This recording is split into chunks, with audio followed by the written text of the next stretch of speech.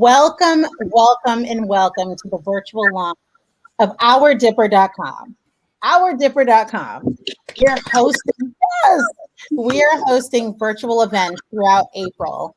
And so please join us every Tuesday and Thursday this month to participate in our Shut Up and Listen themed events.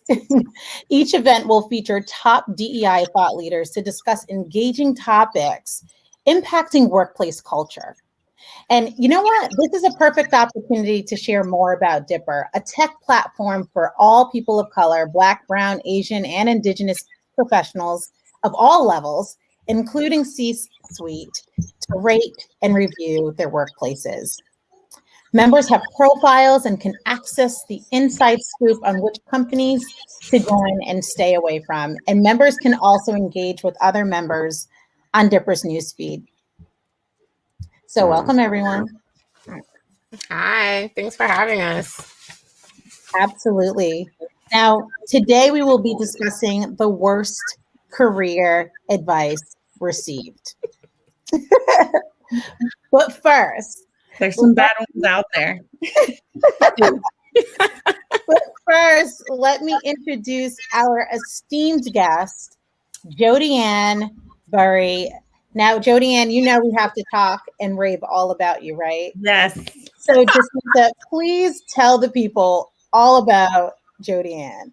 Absolutely. Jodi-Ann, it's such a pleasure to virtually connect with you and see you. She is a sought-after speaker and writer who discusses intersections of race, culture, and health equity. She is the creator and host of Black Cancer, a podcast about people of color's cancer journeys. Jodi-Ann holds a master's in public health from the University of Michigan. She prides herself on being a cool auntie, a twist out queen, cancer survivor, and reluctant dog owner. She speaks the truth to power here on LinkedIn. And we are so excited to have her here today.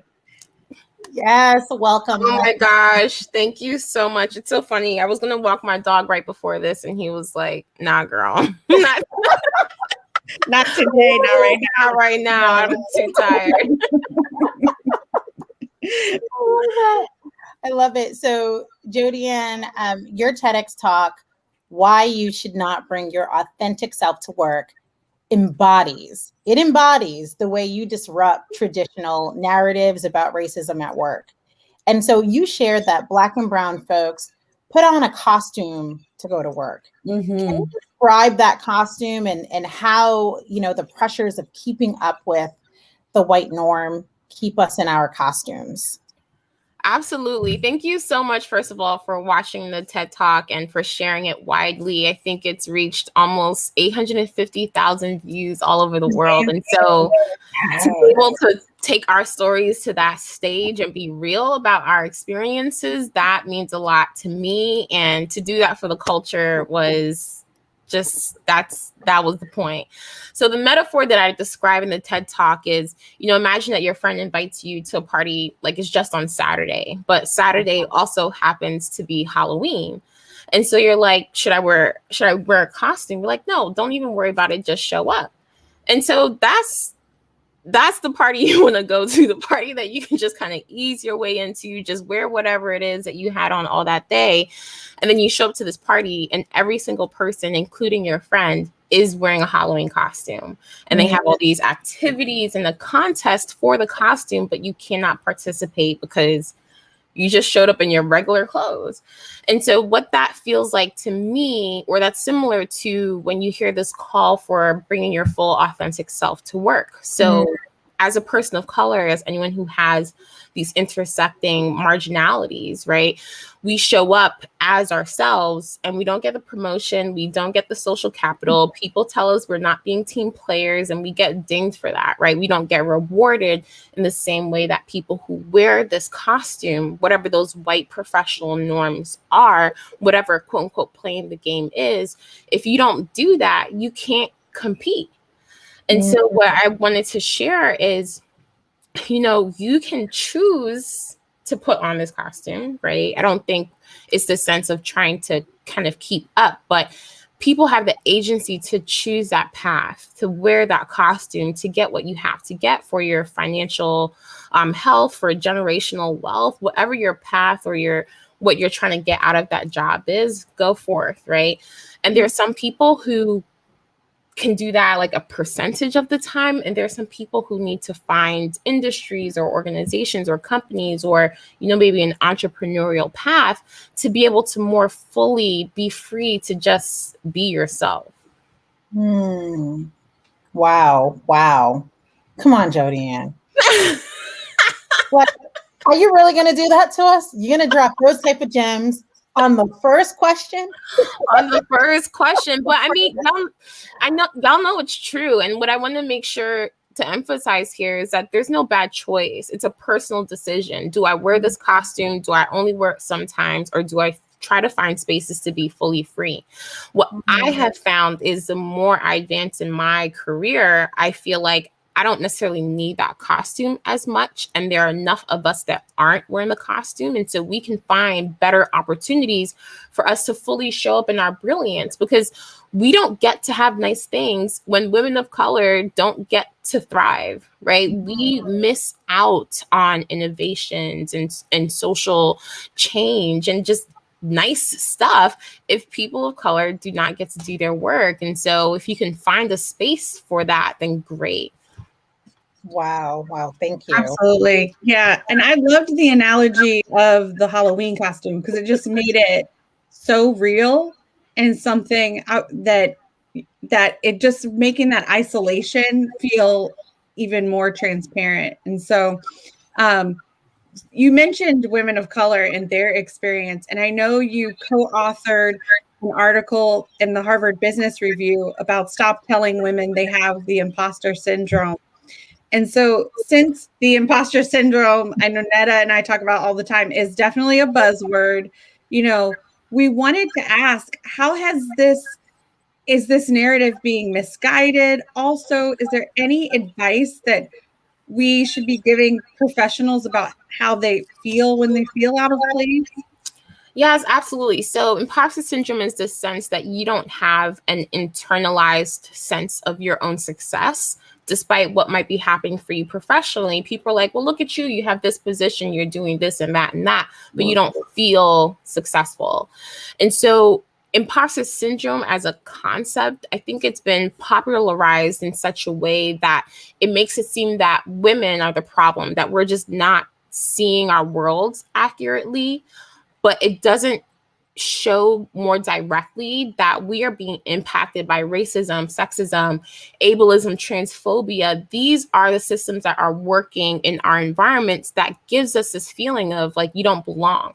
And so if you're an entrepreneur and you quote someone your rate and they say that they can't pay that, or they want you to work for free, that of course would make you feel devalued. Of course, that would make you question yourself.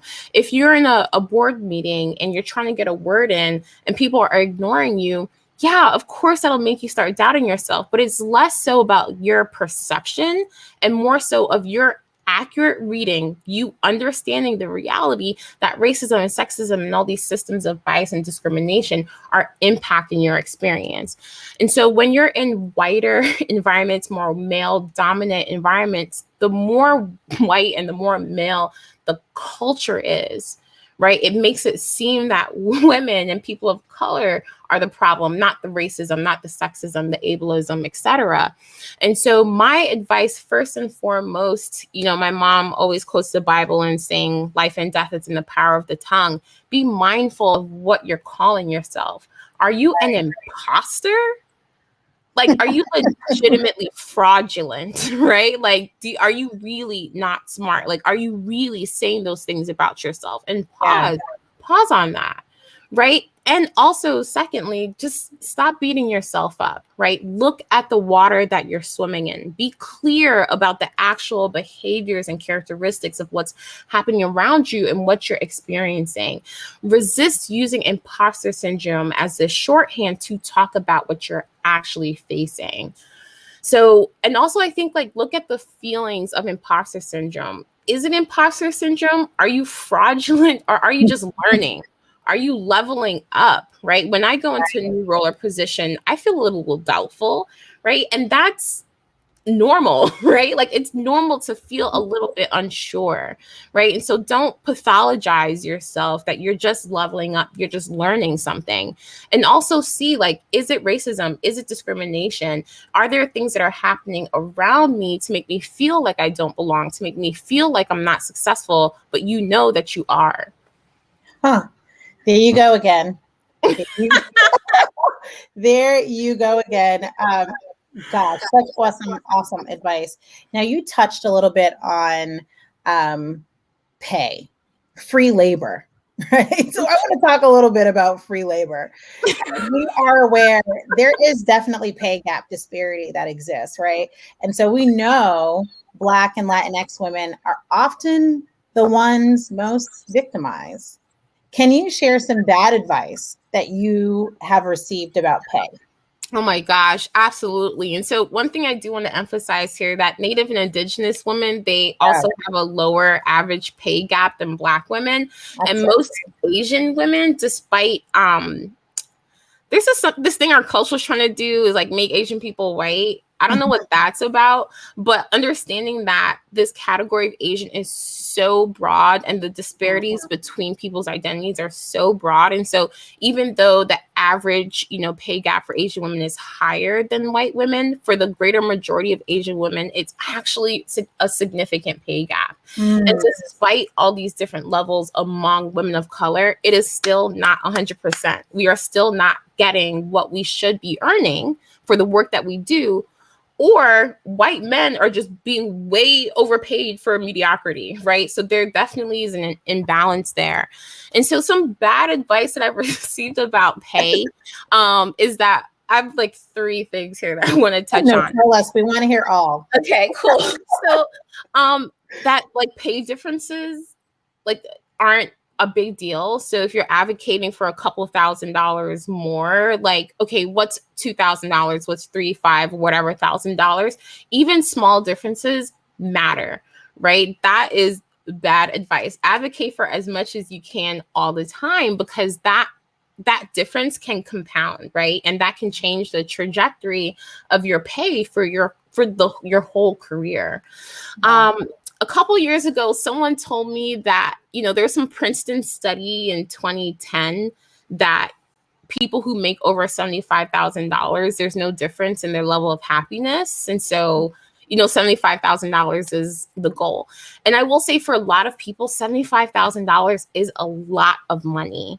Right. Also, when I started making more than that, I felt so happy to pay off my student loans. Like I felt so happy not having to worry about every single purchase that I made and how that's going to impact me, right? Like, and so I think there's a sense of like, we should be satisfied at a certain level. And I'm not saying we should all be chasing money here if that's not what gives you joy and energy. But if it is possible to make more, if it is possible to do more in our communities, we know communities of color do more charitable giving than white communities. And so for our communities to have more pay, that money goes further within our communities than with white communities. And so I don't want people to ever feel like, oh, I should just be satisfied with what I have, because we already know, particularly for women of color, there is this gap. Like you can get more. The last thing I'll say about bad advice around pay is not openly talking about money. Like there's this shyness in talking about what you earn. And that is the strategy, the secrecy around pay that keeps women and people of color from not getting what they're worth. And so talk openly about your salaries, discuss it with people, understand what companies are paying what for what positions, and that can give you the strength and I think a lot of evidence around advocating for more, whether within your company or switching companies. And so I talk very openly about money. I don't know if that's a New York thing or what, but I think I strongly encourage people to talk about their salaries. Yeah. Absolutely. I think, and that you're right. You're right on point with that. A lot of people think that you can't talk about that, even within the workplace, right? That they get in trouble, and you can. So definitely take. And it's like finding. We talk about tribe and community a lot. Like maybe it's not something you talk about with everyone, but you definitely find that core group of people that are almost like your personal advisory board, right? And like they're working with you to help you make these critical decisions, especially about the pay you should be going for. Netta, do we have time for more questions, or what do you think? We sure do. Let's do it. So I know one thing, you touched on some of the bad advice about pay, and I really appreciate the heightened awareness to mental health that's been just in the universe, especially in the workplace. Is there anything that you feel has been like critically bad advice that you were given, and then that had a tremendous impact on your personal mental health, or if there's someone, that you were advising or working with that had that experience? Yeah, thanks for asking that question. I think some bad advice that I've had, I had someone who I love and care for dearly, and I've actually also given this advice to other people, is that you should try to work at a big firm, work at a really big company, get as much as you can, get your stocks and whatever, and then do that for a couple years, put in your time, and then pursue your passion projects after that. And so I tried that. I tried the grind. And I actually did that at a time where I was at a mental health crisis. I had a cancer diagnosis. I had to spend a month in the hospital. I was on the cane full time for over a year. And the recovery from that spinal cord injury as a result of my surgery has been incredibly trying.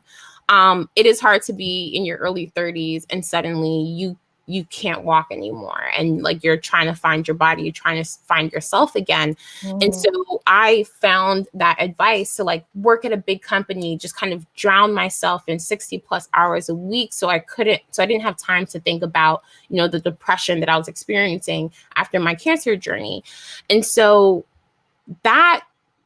it was not the sauce. Like, that was not the way that I should have gone, to try to manage that. And so, what I did was to get out of that. And actually, it forced me to think more about my values. What do I actually care about? What do I want to do in my community? How do I want to comport myself? Right. So one thing, when you realize your mortality, you don't want to waste time doing a lot of things that you don't really want to do. And so with this mindset of like, yes, life is long, but life is really short.